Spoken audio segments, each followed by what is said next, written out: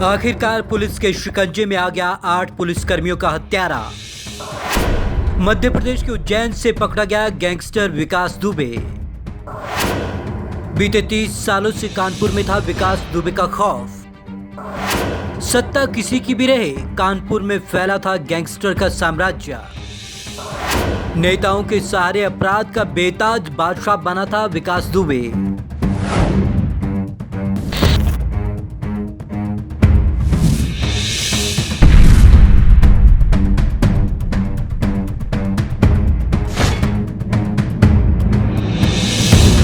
उत्तर प्रदेश के कानपुर में 8 पुलिसकर्मियों की हत्या और कई अन्य पुलिसकर्मियों पर अंधाधुंध गोलियां बरसाकर घायल करने वाला विकास दुबे आखिरकार अब पुलिस के हत्थे चढ़ गया है। आरोपी विकास दुबे को मध्य प्रदेश के महाकाल से गिरफ्तार किया गया।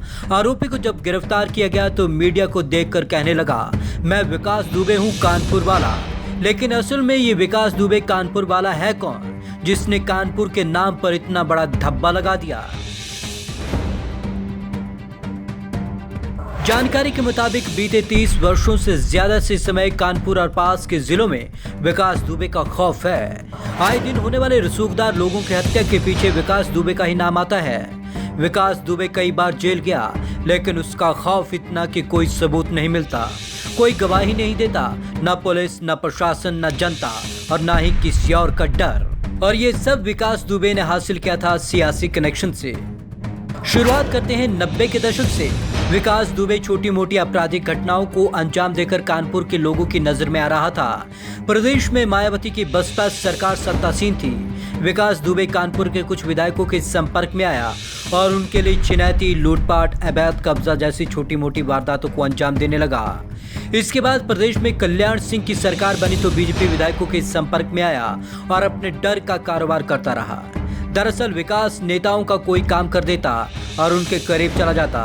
इस बीच साल 2001 में विकास दुबे ने एक बड़ी वारदात को अंजाम दिया। विकास दुबे ने कानपुर के शिवली पुलिस थाना इलाके में ताराचंद इंटर कॉलेज में असिस्टेंट मैनेजर पद पर तैनात सिद्धेश्वर पांडे की हत्या कर दी।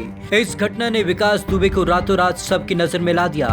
इसके बाद तो जैसे विकास कानपुर में अपराध की दुनिया का बेताज बादशाह बन गया।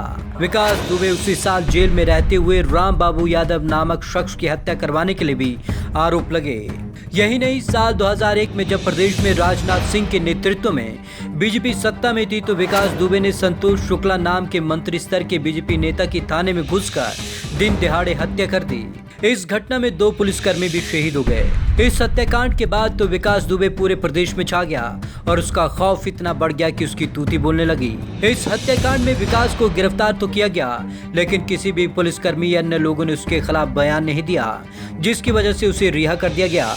उसके बाद विकास दुबे ने साल 2004 में कानपुर में केवल व्यवसायी दिनेश दुबे की हत्या करवा दी। प्रदेश में जिस भी पार्टी की सरकार हो, विकास दुबे के किसी न किसी बड़े नेता से संबंध रहे और इसकी वजह से वे हर कांड के बाद बचता चला गया। विकास दुबे ने बाद में बीएसपी से जुड़कर पंचायत स्तरीय चुनाव लड़ा और लंबे समय तक वह और उसकी फैमिली में से कोई पंचायत चुनाव जीतता आ रहा है।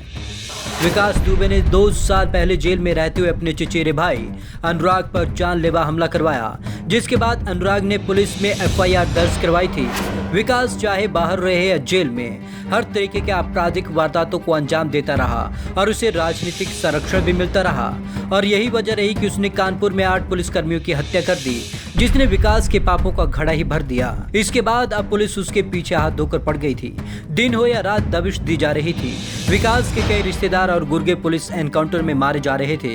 यही वजह थी कि आखिरकार विकास को सरेंडर करना पड़ा। विकास को शायद डर लगने लग गया था कि अगर सरेंडर नहीं किया तो उसका भी कहीं एनकाउंटर ना हो जाए। और डर तो देखिए कि जब पुलिस ने विकास दुबे को गिरफ्तार किया तो मिमियाते हुए अपना नाम बताने लगा। Bureau report, Punjab Kesari TV, Chandigarh.